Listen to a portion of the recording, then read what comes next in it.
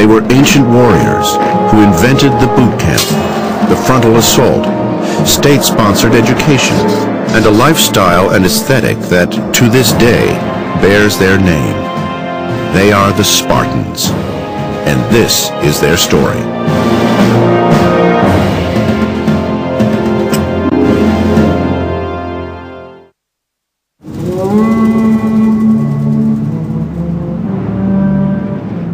From the 8th to the 5th centuries BC, Sparta was the envy of ancient Greece, a collection of several hundred often combative city-states. Most Greeks admired the Spartans and feared them. They did not find it very comforting when a Spartan army, even a small one, arrived anywhere near their territory because of the reputation the Spartans had as soldiers. The mere sight of the Spartan war machine sent many foes running for the hills. When battles were fought, they routinely involved small numbers and lasted only a matter of days. However, early in the 5th century BC, all that changed with a massive invasion from the east. Persia, a vast empire hungry to expand, steamrolled into Greece with a colossal army some 200,000 strong. But the Greeks, led by Sparta, gamely rose to the challenge. In 480 BC, 300 Spartan soldiers made an immortal stand at Thermopylae, inspiring a nation and tipping the balance of war.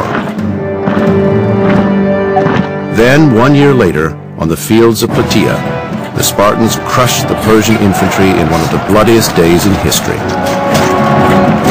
General Pausanias and the legendary Spartan warriors under his command were hailed as heroes. Still, as the few surviving Persian troops limped home, the Greeks could only wonder, when would they fight again? They hadn't destroyed Persian power. They hadn't destroyed the Persian Empire. They hadn't taken away the Persian money, the vast troops that they had. So any sensible Greek would have had to consider the possibility that there would be more trouble from the Persians. The Greeks, who rarely agreed on anything, had created a shaky alliance to take on the Persians, one they managed to preserve under the leadership of Pausanias. But in 477 BC, Pausanias was replaced by an Athenian. Sparta was happy to step down as head of the Greek alliance and return to its role as hegemon, or leader of the Peloponnesian League, a loosely aligned confederation of city-states in southern Greece. The Spartans seem absolutely bound and determined to retreat from any kind of global role. They just basically seem to see their only real future as Peloponnesian-based, as going back, running their league, and that's that. Then there were the Messenians. Sparta had conquered Messenia some 200 years earlier and created a class of agricultural serfs called helots. But the helots outnumbered the Spartans by as much as 10 to 1, and rebellion was a way of life. Meanwhile, Sparta and Athens remained on good terms, despite a checkered past. The number one politician in Athens was Cimon, who was friend of the Spartans beyond all belief. The Spartans trusted Cimon, therefore they didn't worry too much about the Athenians. Everything was going pretty well. Cimon had great respect for the Spartans and their unwavering commitment to discipline and obedience. But fellow Athenian aristocrats who ruled the city did not think Sparta could be counted on if the Persians attacked again. The perception emerged that Sparta was a great threat. Likewise, the Spartans from early on felt that Athens now threatened them, threatened their dependencies and their allies abroad. So Athens began building its own formidable alliance, named the Delian League, after the sacred island of Delos, where the League's treasury was kept. Members included city-states to the north, most of the Aegean islands, and the city-states on the western coast of Asia Minor, formerly under Persian control. Athens demanded loyalty from its allies and payment of a heavy tribute to supply and maintain the navy. The League had to compel some states who didn't want to join on the grounds that you couldn't be a free rider. We were bringing you freedom from Persia. We were preserving freedom of the seas and what could allow you to get rich. You have to contribute. The Athenian navy's relentless patrol of Greek waters succeeded in eliminating the Persian threat. Almost immediately, several members of the Delian League wanted out. The Athenians and the other allies reacted the way Lincoln and the North did when the South felt that would be a good idea and said, no you don't, and they used force to suppress those rebellions. So gradually, the Athenian navy got stronger, the allies got weaker, and this was turning into an Athenian empire. In fact, by 465 BC, the Athenians rivaled the Spartans in muscle and influence. With its commanding naval presence, Athens ruled the seas, while Sparta's celebrated army was unbeatable on land. Two power blocks with two very different ideologies. Sparta demanded that the city-states in the Peloponnesian League establish oligarchies, ruled by a privileged few. Delian League members were expected to embrace democracy.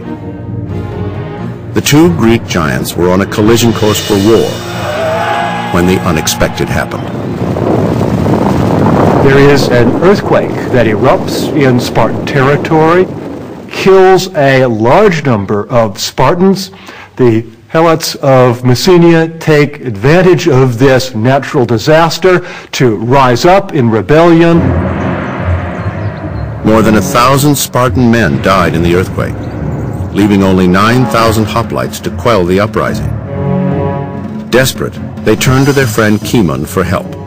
At great personal risk, he managed to convince a reluctant Athenian assembly to commit troops to Sparta. The Athenians send down a large army, a land army, ready to help the Spartans against their Helots.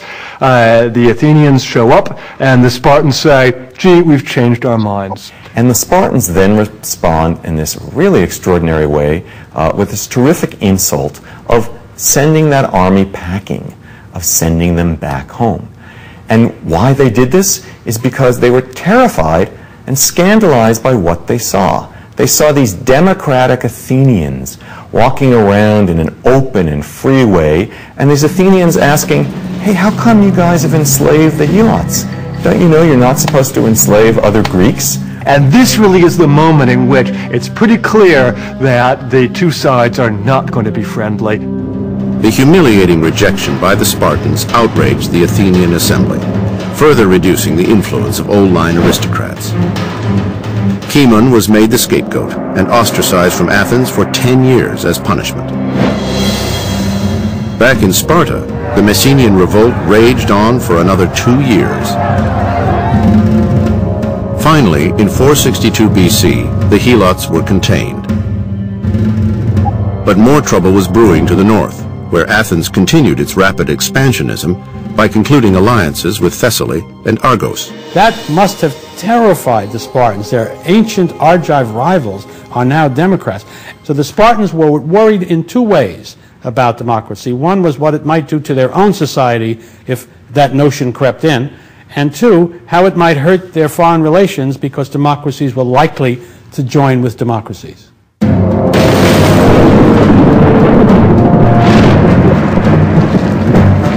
In 459 BC, Athens and Sparta finally came to blows. However, the so-called First Peloponnesian War quickly turned into nothing more than a series of raids and counter-raids on opposing allies. Sometimes it's a hot war, and there are actually military battles that are fought. Sometimes it's a cold war, and there's simply skirmishes on both sides. It's never fought totally. Meanwhile, leadership shifted from Cimon to a wealthy Athenian named Pericles. Pericles was born into politics, and he would be a dominant force in Athens for the next 30 years. One of Pericles' pivotal gambits was to take over the Delian League's treasury, which had been originally under the control of the allies. In the middle of the 5th century, the Athenians moved this treasury from Delos back to Athens.